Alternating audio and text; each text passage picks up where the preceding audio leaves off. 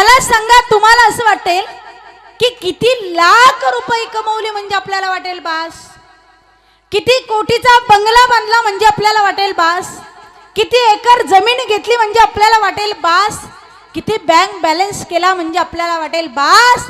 नाही माईबापांनो, प्रपंच किती करत राहिलो तरी ते अपूर्णच आहे. आणि प्रपंचाच्या मागे किती पळाल पण सुखाची नाही, पण दुःखाचीच प्राप्ती होणार आहे. का? कारण प्रपंच दुःखाचं मूळ आहे, प्रपंच दुःखाचा सागर आहे. आणि दुःखाचा मूळ, दुःखाचा सागर असणाऱ्या प्रपंचामध्ये आपण किती सुख शोधण्याचा प्रयत्न केला, आपल्याला भेटू शकत नाही. दुःख बांधव